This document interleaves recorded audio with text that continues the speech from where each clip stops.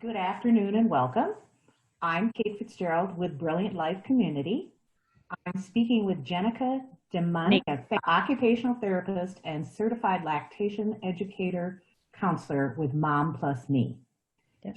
Jenica, thank you for agreeing to join me. Thank you for inviting me to do this. I'm excited. Great. Okay.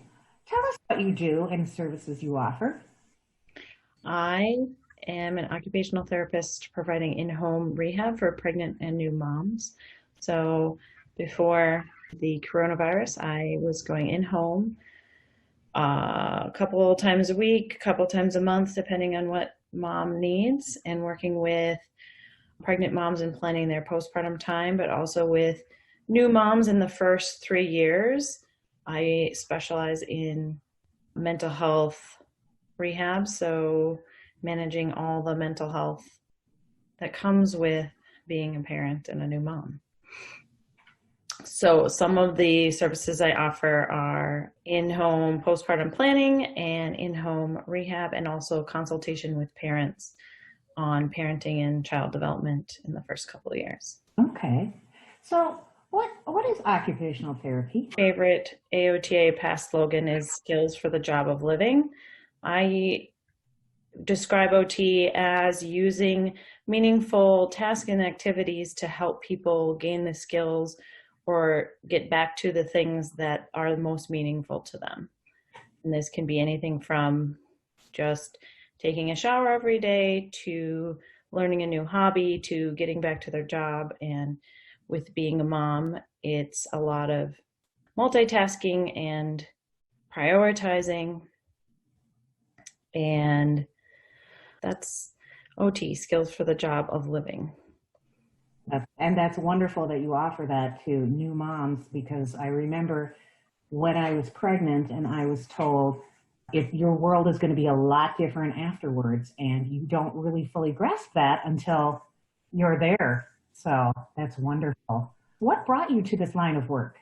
Well, it's exactly my own mom experience. I suffered a liver disorder that's caused by pregnancy in my second pregnancy called cholestasis. I was extremely fatigued, sleeping 3 or 4 hours during the day on top of normal nighttime sleeping, and I wasn't able to continue working in my job. I used to work inpatient adolescent psych, and one of the psychiatrists took me inside and said, this is not you. You need to rest. You can't be doing your work. And I had a toddler, and I was like, I don't feel successful at life right now. I need somebody to help me figure out how do I live to my day-to-day. And I was like, wait a minute, that's what I do for my job. Moms need this specific, it's a very specific population. And it's almost like pregnancy and becoming a mom or having children has very similar themes to having a disability in this society, especially. What sets you apart? What sets me apart? I really focus on making my therapy as individualized as possible. I have a lot of tools in my toolbox, being a lactation educator, having experience in mental health, but also having experience in child development and outpatient pediatrics, and my degree in psychology. So I really take all of that knowledge when I'm coming to a new mom and want to really listen to what she is looking for, not bringing in a set of protocols that may or may not fit her life situation. So we might spend a lot more time on executive skills, or we might spend a lot more time on regulation, or we might be doing more pain management and fatigue management. So really, I don't think that new moms want something that works for everybody. They want something that works for them. Well said. That's a good tagline. How are you working with clients during the quarantine? I have my own EMR that provides a HIPAA compliant telehealth. So I don't have a huge caseload right now, but I am able to provide those services. We're keeping our kids out of daycare, so my hours are limited, but I am still able to be available to the clients that need them and have a few extra spaces as well. I'm hoping to get back into people's homes maybe by the end of the summer with new protocols in place to keep everybody clean and healthy. What is EMR? Electronic medical record, thank you. So it's where I keep all the information. I send forms to clients through that. I have a secure messaging system, so everything is protected between the client and I when we're messaging back and forth. What do you want people to know about your use of OT for mental health recovery, or in this case, postpartum? So when I'm using OT for mental health, I think a lot about what are the mental requirements of a task.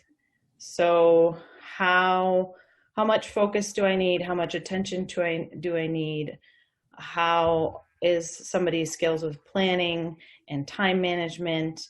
How motivated a client is to do the task, and helping them figure out where they need to find that motivation, whether it's internal or external. So a lot of those cognitive pieces of a task, but then with my child development and rehab experience using sensory approaches to help people with regulation. When things are getting overwhelming, what are we going to use in the environment to help us calm down? What are we going to use from our own knowledge of our body and our body's needs to help us calm down? Because parenting is a lot of chaos a lot of the time. So self-regulation is really, really important. Can you tell me more about the sensory approaches? Yeah, so I teach moms about their own sensory bodies and their child's sensory bodies, how their brain perceives the world. So looking at what is coming in from their environment, whether it's light or sound or smell or touch, and teaching them more about their proprioceptive system with deep pressure and their vestibular system with movement, and how those all can either help or hurt our self-regulation when we are easily overwhelmed by lots of information coming in. Thank you. Do you have clients on the autism spectrum? I have not had a client yet on the spectrum. I've had lots of clients with lots of other mental health diagnoses. I have been asked what resources there are for moms with autism, and there isn't anything very specific out there. Okay, thank you. Explain to me why someone would want OT. So skills for the job of living, feeling like you can't do the things you want to do every day to feel successful. So especially becoming a parent, so many parents say they don't get showers every day, they don't get healthy meals every day, they don't get the exercise they need or the social interaction that they need. And those are all different areas that OT really addresses in other populations. So why wouldn't a parent also need the support to figure out how to get those things so that they can feel successful and healthy and more engaged in their life? Do you have any articles or blogs that you could share with us or we could link to? Yeah, I was thinking a little bit about pregnancy exercise program that I really recommend to a lot of people called One Strong Mama.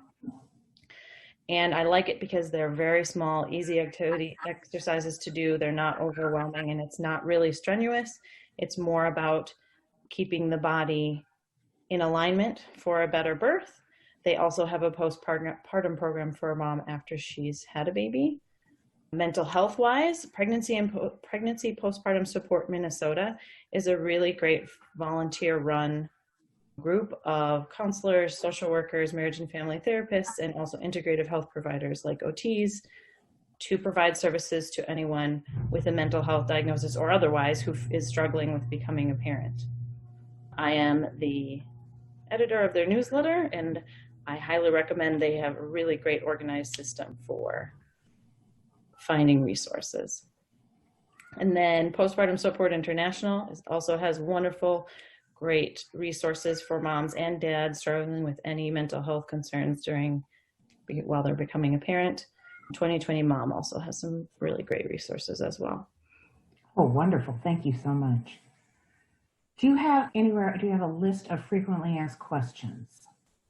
No, I do not, but that is a good question. And I might start putting together. A lot of the questions that you've asked me already are the most frequent questions of how did I get started?